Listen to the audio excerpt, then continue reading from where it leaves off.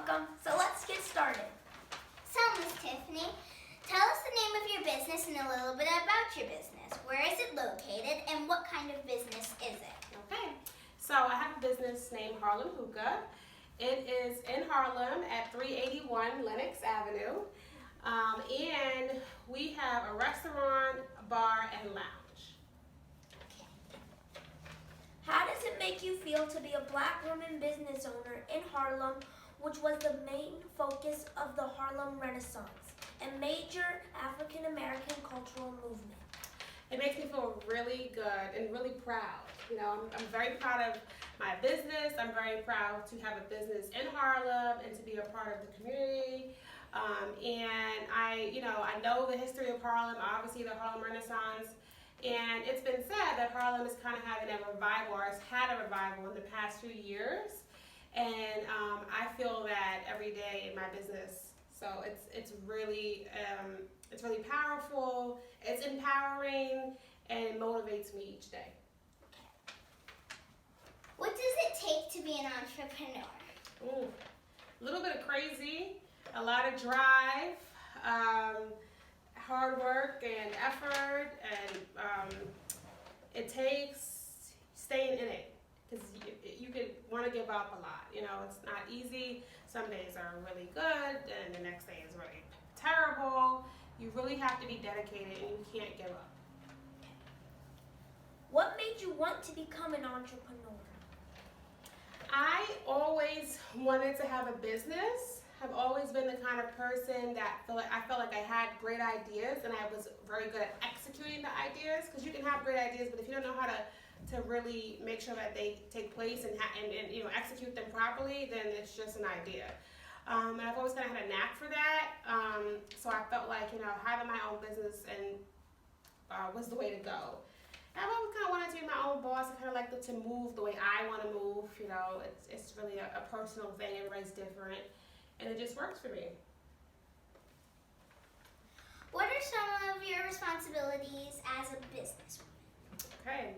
As a businesswoman, when people think of a business, you think first your responsibility is to your customers, right? I gotta make sure that the customers are enjoying themselves and that they have, I gotta make sure that the customers are enjoying themselves, that they're having a great time in the establishment, that they are enjoying their food and their beverages, and that is very true. However, I feel like you have a really big responsibility also towards your employees, because if the employees are not doing a good job, or if they're not holding up the standards of the establishment and doing the things that the way that it needs to be done, then the customers are going to have a bad experience. It's all going to trickle down. So you do have a huge responsibility to both the customers and to the employees.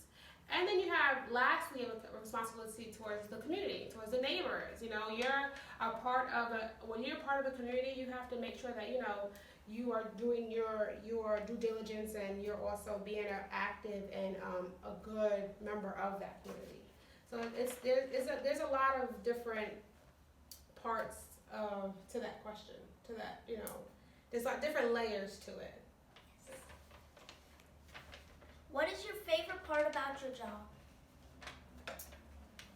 My favorite part about my job, I will say that I really enjoy employing 22 people of color. Helping them every day be better, do better. For many of them, it's their first job or one of their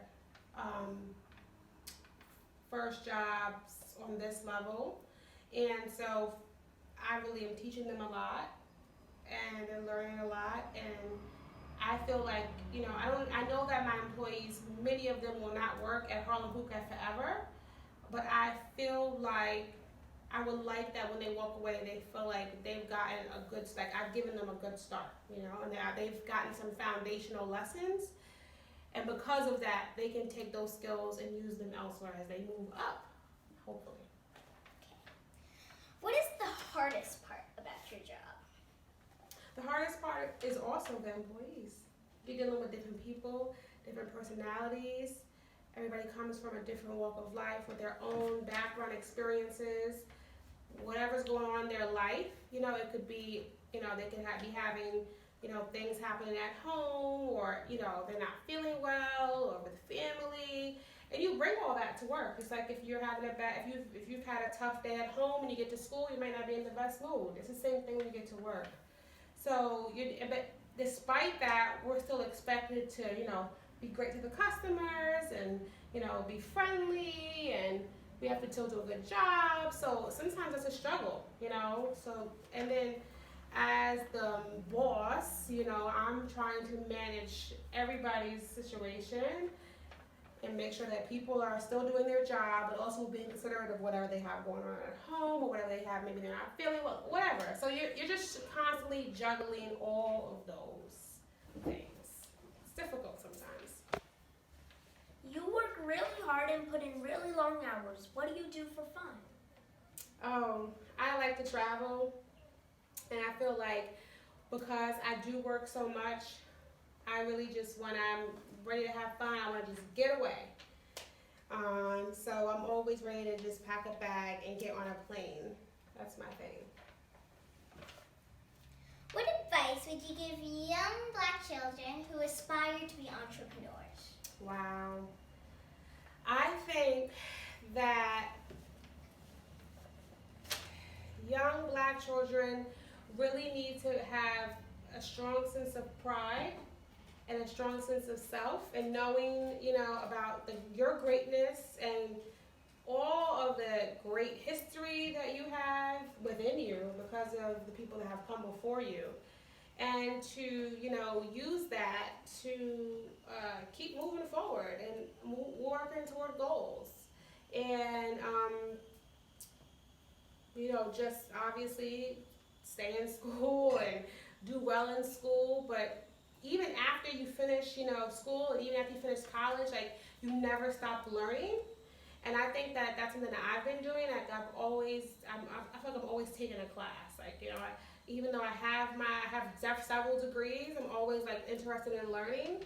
So I feel like that's the same thing that other young Black children should do, is continue to just like always be a learner. There's so much information out there, and there's been a time when we didn't have access to that education and to be able to learn the way we do. And now that we do, we have to take advantage of it. Is there anything else you would like to add? I think even just doing this show that you both do is very inspiring. And I think that it's a bit of, entrepreneurship, because you're putting together your own thing. You have to organize this. You have to research the person that you want to interview. You have to contact them and find out if they want to be interviewed, or if they will come in. You have to research. You have to draft the questions, right? You have to communicate with the guests, and then you have to actually produce the show, and then edit sometimes afterwards, right? So I think that's really powerful too. So even what you're doing, you guys are doing something productive and great. You're learning. And so this is really inspiring to me, and I think other children should be inspired by it.